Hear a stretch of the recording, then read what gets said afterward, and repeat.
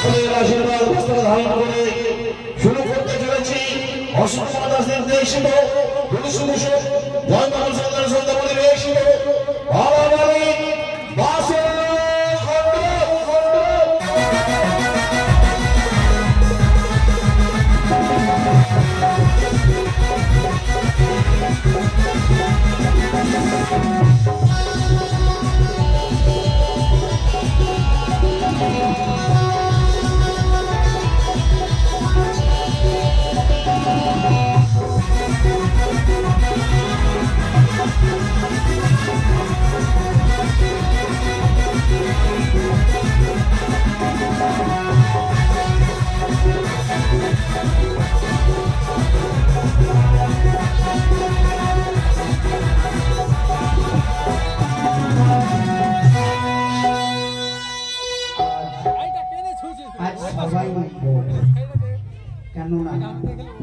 গতকালকে আমার একমাত্র মেয়ে বেহুলা শুভ পরিণয় সম্পূর্ণ, তাই তো যতক্ষণ গিয়ে মঞ্চ ছিল সব আত্মীয় স্বজন সবাই আনন্দ ভোগ করছিল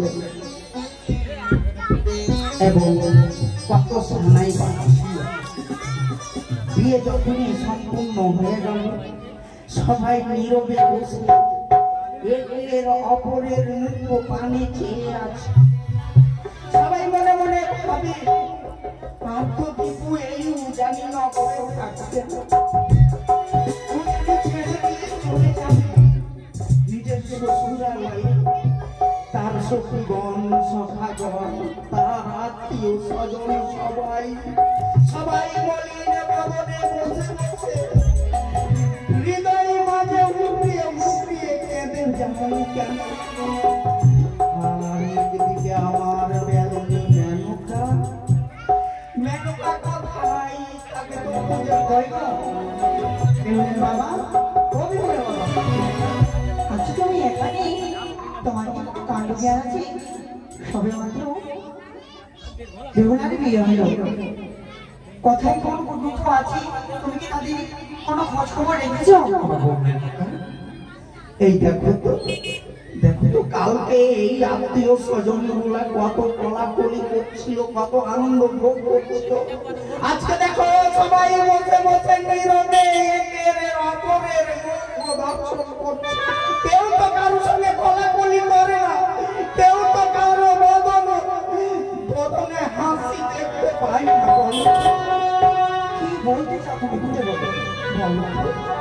আজ যাকে জন্ম দিয়ে এই 10 বছর ধরে পালন করে দিয়ে বুকের মাঝ থেকে দূরে সরিয়ে দেয়নি, তাকে আজ অপরের বস্তে তুলে দিয়ে বিদায় করে দিতে হবে। বলো তো কেমন করে এই পিতার হৃদয়টা সান্ত্বনা পাবে? বলো তুমি তো পাগল হয়ে গেছো। কেন? আমাদের মনের বিয়ে হয়েছে ঠিক, কিন্তু তাকে বিদায় কেন করবো আমরা? আর এই কথা তোমাকে বললো নাকি? কেন? একটু পূর্বেই তো আমার বিহার মশাই বললেন, বিহার মশাই আমার পুত্র এবং পুত্র বধূকে বিদায়ের ব্যবস্থা করে দিন। যখন থেকে বলেছেন তখন থেকে হৃদয় কেঁদে যায়। কেন হৃদয়কে জানতে পারি না।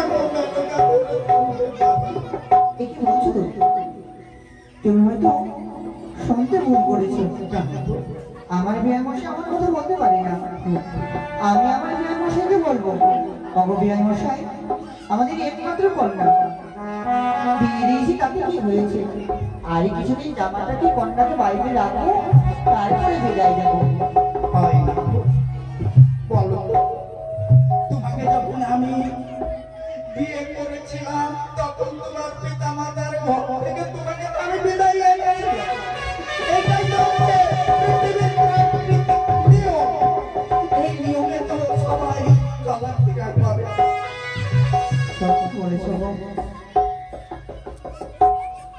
দান অনেক রকমই রয়েছে, টাকা দান, অন্ন দান, দান দান, সবচেয়ে বড় কি জানো? সবচেয়ে বড় দান হচ্ছে একমাত্র কন্যাটা। আমাদের কিছু অভাব নেই। আমরা যদি ইচ্ছে করতাম আমাদের কন্যাকে আমরা সোনার বিদ্যাটাই করে রাখতে পারতাম, কিন্তু কন্যাকে তাদের স্বামীর সুখ শ্বশুরের সুখ আমরা দিতে পারতাম না। এসে বিক্রি বিঘা কন্যাকে যখন বিয়ে দিয়েছি অবশ্যই তাকে বিদায় করতে হবে। বিদায় বসে যখন তোমায় বলেই গেছে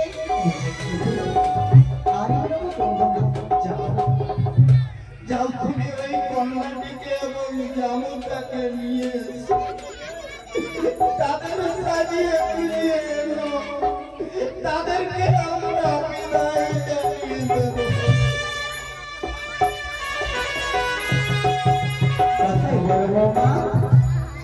আরে অনেক বৌমা, সেজ বৌমা, ছোট বৌমা, তোমরা বিহুটাকে জামাটাকে সুন্দর করে সাজিয়ে নিয়ে এসো। তাদের সঙ্গে কিছু কথা আছে।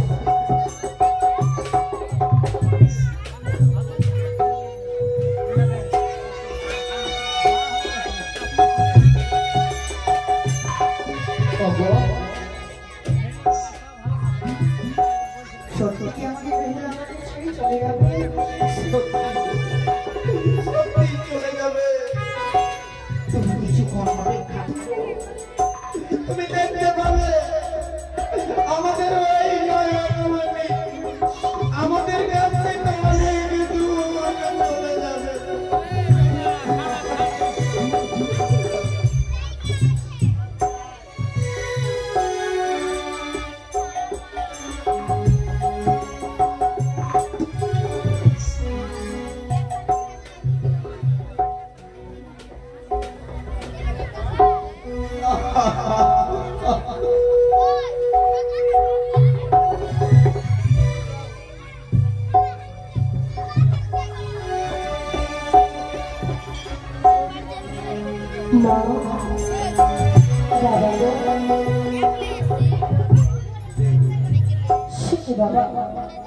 তোমাদের নয়ন ভরা যাওয়া অপরদিকে মা মনে করে কেঁদে যাচ্ছে।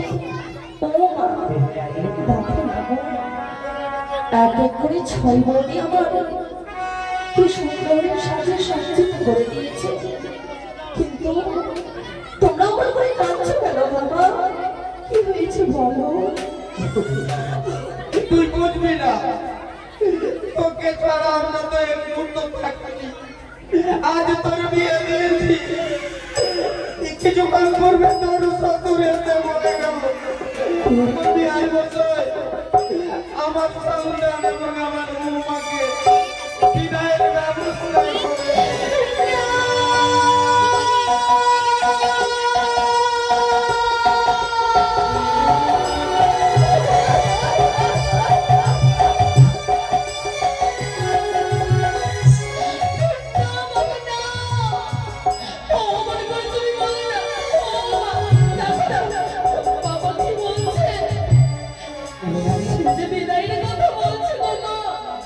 তোর বাবা তোকে সত্যি কথাই বলেছিল মা।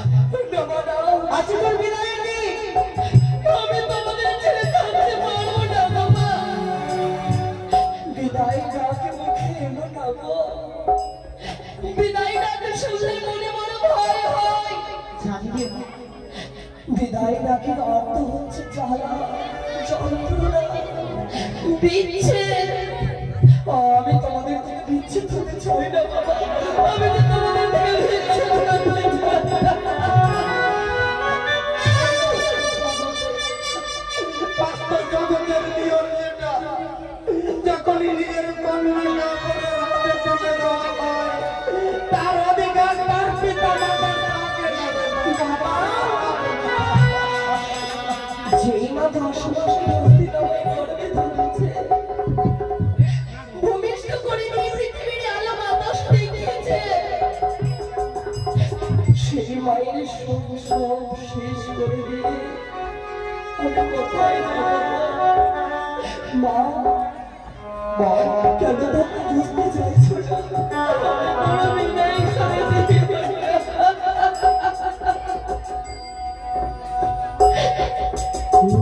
ঘরের খোঁজ ঘরের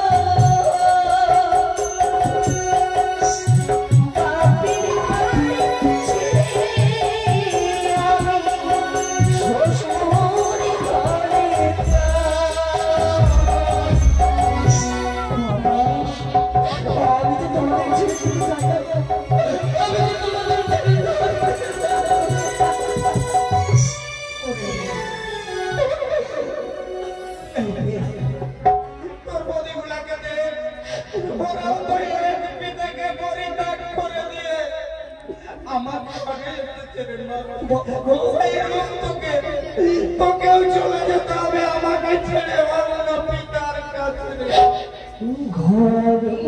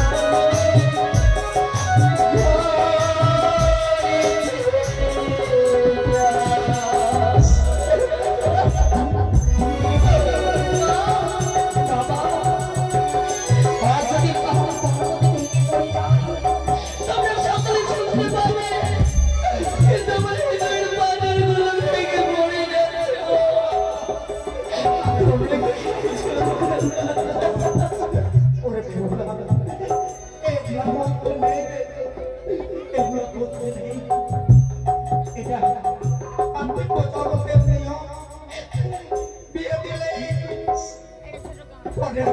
নিজের সংসারকে গুছিয়ে নিয়ে নিজের ঘর বানিয়ে নিতে হয়। বুঝতে পেরেছি বাবা, আজ আমি বুঝতে পেরেছি মা। কি রে আজ আমি তোমাদের কাছে বোঝা হয়ে গেছি, তাই না? আমার কথা বলতে তাই বলে তোমরা আমায় বিদায় করে দিতে চাইছো? হ্যালো বাবা, যেই বা পৌষ মাসের শেষের দিনে আচলে ঢাকা দিয়ে আমায় রাখতো, আমার উপরে শূন্য পড়তে দিত না, সেই মায়ের মুখ শূন্য করে কি করে যাবো? বেহুলা তোকে যেতে হবে মা, স্বামীর ঘরে যেতে হবে বেহুলা